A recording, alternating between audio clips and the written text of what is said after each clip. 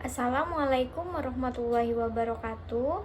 Perkenalkan, nama saya Desti Fitriani dari Fakultas Fisioterapi dengan nomor induk mahasiswa 2021060641. Di sini saya akan mempresentasikan artikel Pendidikan Pancasila yang berjudul Pudarnya Nilai-nilai Pancasila pada Generasi Milenial di Era Globalisasi.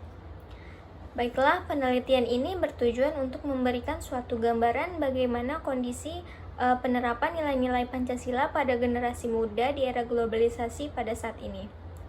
Berbicara mengenai pudarnya nilai-nilai Pancasila, maka dari itu kita sebelumnya harus mengetahui apa itu Pancasila. Apakah teman-teman di sini ada yang tahu apa itu Pancasila? Nah, jadi Pancasila itu merupakan suatu pegangan untuk seluruh warga negara Indonesia dalam berkelakuan. Karena di Indonesia sendiri ini memiliki banyak perbedaan-perbedaan, maka dengan adanya Pancasila ini, masyarakat dapat memiliki pedoman dalam memecahkan suatu masalah yang berbau politik, sosial, budaya, hukum, agama, dan lainnya. Pada era globalisasi seperti ini, nilai-nilai Pancasila ini mudah sekali luntur, khususnya pada kalangan generasi muda sekarang.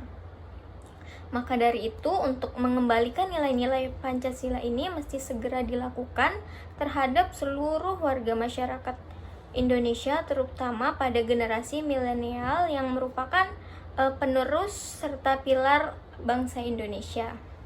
Pancasila juga memiliki peran sebagai dasar untuk mengontrol keberjalanan dan ketatanegaraan pada bagian ideologi, politik, ekonomi, sosial, budaya, dan lainnya. Pancasila itu juga sangat perlu ditanamkan pada seluruh masyarakat Indonesia, karena dengan adanya ditanamkannya Pancasila itu, masyarakat dapat memiliki moral dan wawasan yang baik.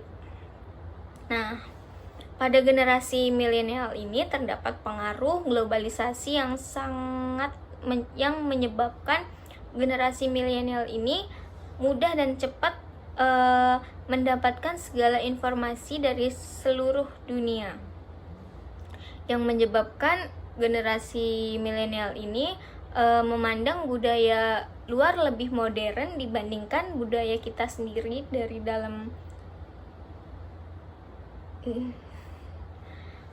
Selanjutnya itu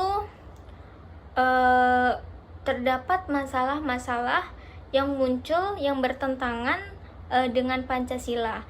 Yang pertama itu yang bertentangan dengan sila pertama, itu terjadinya kasus kejahatan yang mengatasnamakan agama, contohnya itu terorisme. Terus yang bertentangan dengan sila kedua yaitu ada terjadinya perbudakan atau memperkerjakan anak di bawah umur, serta ketidakadilan dalam pemerintah dalam membagi suatu bantuan terhadap warganya yang membutuhkan. Terus yang bertentangan dengan sila ketiga itu terjadi tawuran antar suku, agama, dan ras. Yang keempat itu ada ketidakadilan hukum, banyaknya kasus korupsi, dan lainnya. Terus yang terakhir ada maraknya perilaku diskriminasi atau perlakuan tidak adil karena hal tertentu. Nah, kesimpulannya adalah Pancasila sebagai pedoman hidup berbangsa dan bernegara yang memiliki nilai-nilai kehidupan sangatlah penting ditanamkan pada diri masyarakat Indonesia, khususnya generasi muda yang memiliki banyak ancaman dari non-militer.